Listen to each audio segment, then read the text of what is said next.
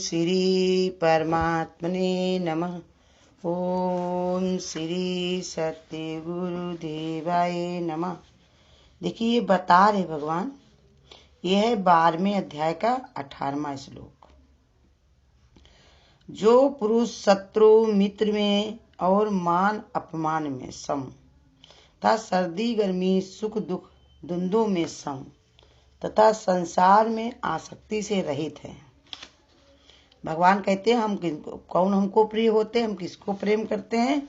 जिनकी ऐसी बुद्धि हो जाती है, जिसके लिए कोई शत्रु और मित्र नहीं रहता, दोनों में उसको समता दिखाई देने पड़ती है। दूसरों के प्रति उसके व्यवहार की समता तो बताई जा चुकी है, परंतु जो लोग ऐसे भक्त से मित्रता का व्यवहार करते हैं या शत्रुता का व्यवहार करते हैं, उनसे भी उनके संभाव में कोई अंतर नहीं पड़ता। कहते देखो, भगवान के भक्त का तो होता ही ऐसा है, लेकिन अगर दूसरे भी अगर उससे ऐसे शत्रुता करते मित्र, तो उसके अंदर भी ऐसा भाव बन जाता, ऐसा विचार बन जाता कि उसका भी दूसरों में ये कम हो जाता है। उसके हृदय में प्रेम स्वाभाविक रूप से विद्यमान रहता है, इसलिए दूसरे के द्वारा किए गए मित्रता के व्यवहार के प्रति वो कृतज्ञ रहता है और शत्रुता के व्यवहार के प्रति उसे भाव में उपेक्षा भाव रहता है, मैंने ध्यान नहीं देता। उसे कोई शत्रुता करता है तो उसका वो ध्यान नहीं देता। क्यों? क्योंकि उसकी बुद्धि में ये विचार होता कोई कुछ करता ही नहीं है, जो भी हो रहा है सब हमारे ही कर्म के अनुसार हो रहा है। यह सबके अंदर भगवान है, भगवान तो करुणा का सागर है, वो ऐसा क्यों करेगा? जैसे समझदार जो बच्चा होता है तो माँ अगर उसको डांटे तो वो ये नहीं कहता माँ ने मेरी डांटा, हमने गलती नहीं की। वो कहता हमने अगर गलती ना की होती तो माँ हमको नहीं डांटती, उसको अपनी गलती दिखाई पड़ती। ऐसे ही भगवान के भक्त के अंदर भी ये विचार आ जाता है, उसको अपनी कमी दिखाई पड़ती है कि हमारे अंदर जो हम करने आए थे वो हम कर नहीं पा रहे, जितना हमसे भगवान ने उम्मीद लगाकर हमारा शरीर मनुष्य का दिया हमको है वो हम कर नहीं पा रहे हैं। इसलिए भगवान समझाने के लिए, बताने के लिए हमारे ऊपर ऐसी कड़ाई कर रहा है, या जैसे भी रूप बना करके किसी न किसी रूप में हमको समझा रहा है, बता रहा है।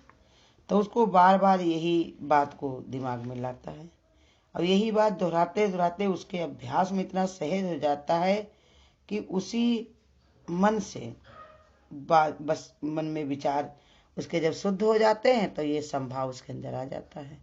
फिर किसी में उसको दोष नहीं दिखाई पड़ते हैं, किसी में कोई कमी नहीं दिखाई पड़ती, क्योंकि मान लेता वो कुछ कर ही नहीं रहा।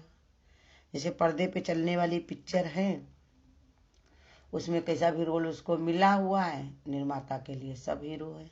खलनायक भी को देखो अवार्ड मिलता है और नायक को भी अवार्ड मिलता है, क्योंकि राष्ट्रीय जो जैसा काम करता है उसमें सब में उनको प्रोत्साहन मिलता है। जो अच्छा काम करेगा उसकी वाहवाही होगी। अब किरदार जो मिल जाए वो करते हैं, तो क्या असल जिंदगी में थोड़ी वो होते हैं, पर्दे पर अपना किरदार किया और किनारे हो गए। ऐसे ही जो हमसे सत्ता निभाता भी है तो वो उसका अपना स्वरूप थोड़ी है, अंदर तो उसके परमात्मा ही है। ऊपर से अगर उसका कर्म हमारा जुड़ा पड़ा है तो इसलिए वो कर रहा है। तो इसलिए जब तक ज्ञान नहीं होता है तब तक ये समझ में नहीं आता, और जितनी जितनी समझ हमारी बढ़ती है उतना हमारे अंदर इस स्थिरता बढ़ती चली जाती है। ये मन में विचार रहता है कि देखो जो हो रहा है सब भगवान की कृपा ही है, कर्म मेरे कट रहे हैं, कर्म कटने के कारण ही सब भगवान ये लीला रच रहा है, जो भी हो रहा है सब अच्छा ही हो रहा है।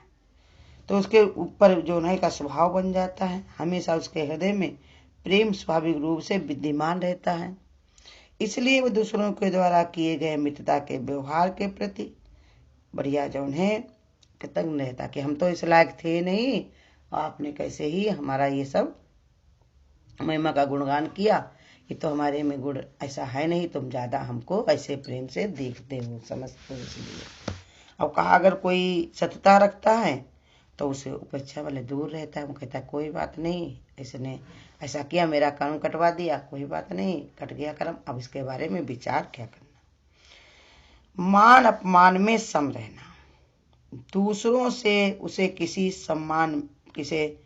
यदि सम्मान मिलता है, दूसरों से उसे यदि सम्मान मिलता है तो वो उसे अपने किसी सद्गुण के कारण होने वाला नहीं समझता, बल्कि उसे भगवान की दया ही समझता है। अगर कोई तुम्हारी तारीफ करता है तो भगवान का भक्त जानता है ये हमारे अंदर गुण नहीं है, भगवान ने ऐसे ही कृपा करके हमको ऐसा गुण डाल दिया जिससे दुनिया देख करके वाहवाही करे। लेकिन कृपा तो भगवान की है, महिमा तो भगवान की है, इसलिए वो भगवान की दया, भगवान को याद करता। दया माने याद, उल्टा करो तो दया माने याद।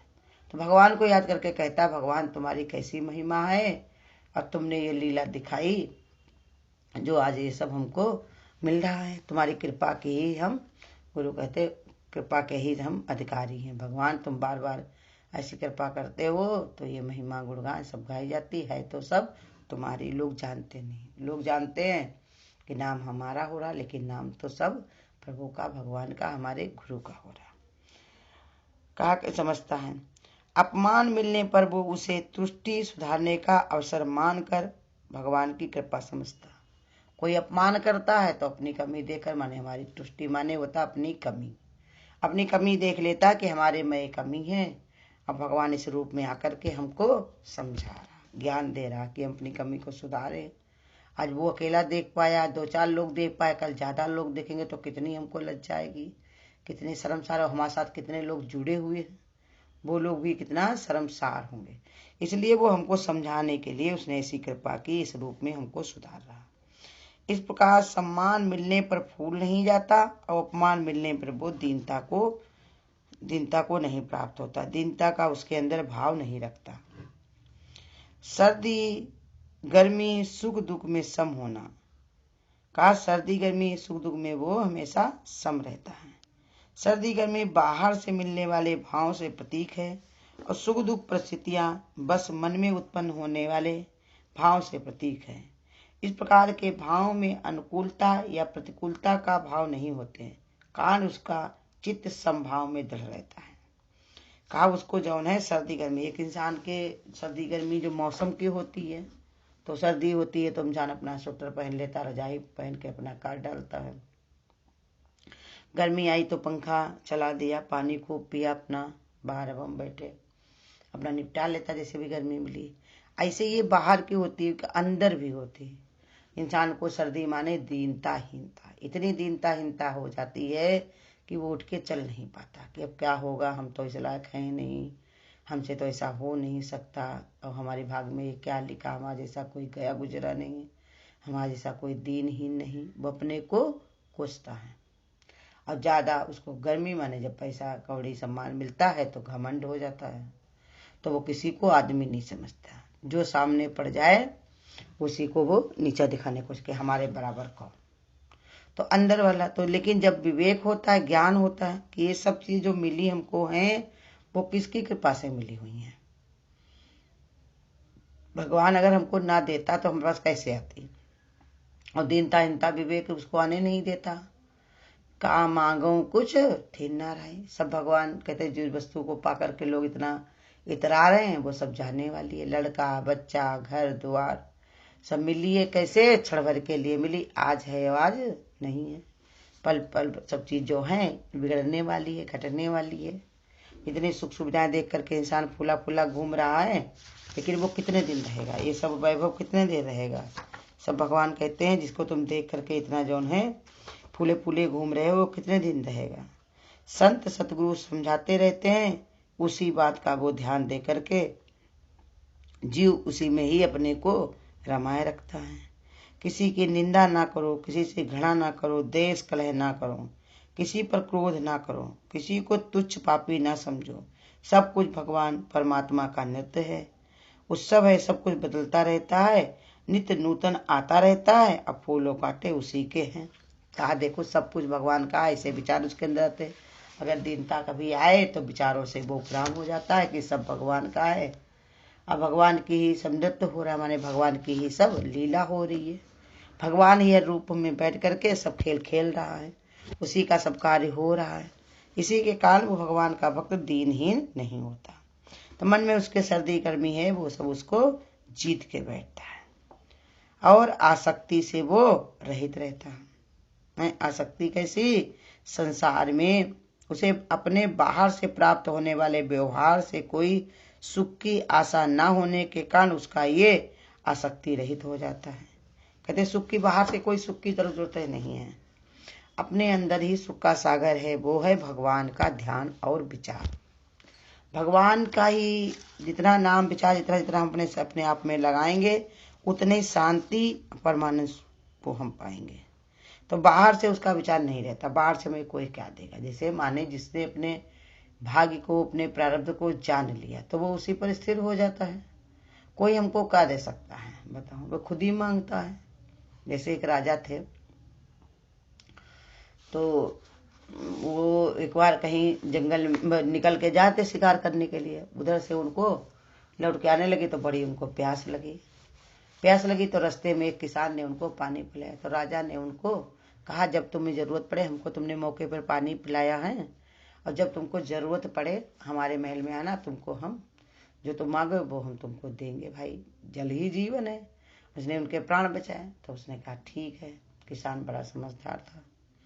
कुछ दिन ऐसे बीते तो उनके वहां जो है कुछ कमी आ गई, तो राजा के दरबार में आया और राजा के जो दरबान थे वो बाहर इनको बैठा दिए कि राजा साहब अभी जो है अभी आ रहे हैं।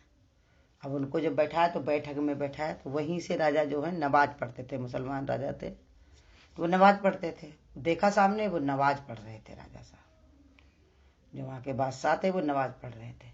तो उन्होंने पूछा उससे जो उनको बिठाया था उनका नौकर, कहा ये राजा क्या कर रहे हैं और आ नहीं रहे। तो कहा देखो वो अपने अल्लाह मियाँ से जो है दुआ मांग रहे हैं कि हमको ये सब कुछ भगवान दे देंगे। उनके अल्लाह मियाँ से जब लेते तभी तो सबको देते।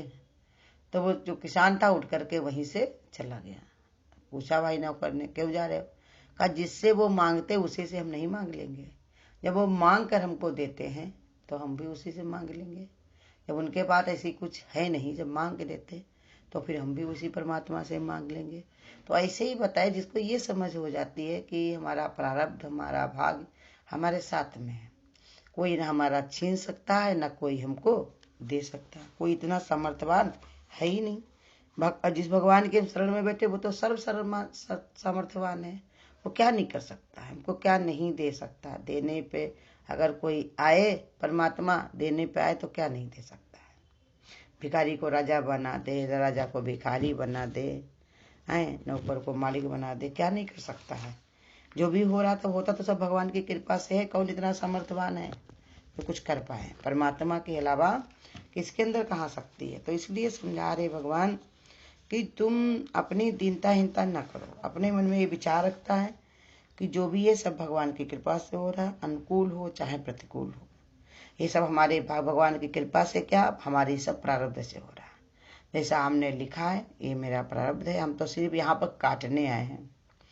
हम काटने आए हुए हैं और नए अपना विचार बना करके भगवान से मिलने के लिए हमने ये मनुष्य का शरीर रखा है। तो इसलिए उसके विचार में ऐसे सब अर्जित रहता, हमेशा भरा रहता है। तो उसके व्यवहार में कोई भी सुख की आशा कोई सी में नहीं रहती, किसी में उसका आशा नहीं रहती, इसलिए उसको आसक्ति भी नहीं रहती। जहाँ पर आशा है वहीं पर निराशा मिलेगी, गुरु कहते हैं। और जहाँ पर आशा ही नहीं तो निराशा का भी सवाल नहीं। जिसने खेत अपना बोया है तो वो पानी का रास्ता देखता है, जिसने खेत नहीं बोया तो उसको पानी से भी कुछ लेना देना नहीं, बरसे या सूखा पड़े। तो ऐसे ही भगवान का भक्त जो होता है वो भगवान की कृपा पर आधारित होता है। जय विधि राखे राम तय विधि रहिए, और ही सीताराम सीताराम सीताराम कहिए। इसलिए गुरु बता रहे कि तुम भी अपना ऐसा विचार बना लो है। जो अगर गुरु शरण में बैठे हो, अगर भगवान के तुम प्यारे बनना चाहते हो तो ऐसा विचार बनाओ, ना तुम्हारा कोई शत्रु है ना कोई मित्र, ना कहीं पर मान है नहीं कहीं अपमान है। ये सब चित्र हैं। ये चित्र क्या है? सब हटने वाले हैं। इनमें फंस के कुछ नहीं मिलेगा। फंसना है, ध्यान लगाना है तो अपने परमपिता परमात्मा का ही लगाना है। हरिओम। अगर आपको आज की वीडियो अच्छी लगी हो तो वीडियो को लाइक और शेयर करना ना भूलें। आगे की वीडियोस देखने के लिए चैनल को सब्सक्राइब करें और नोटिफिकेशन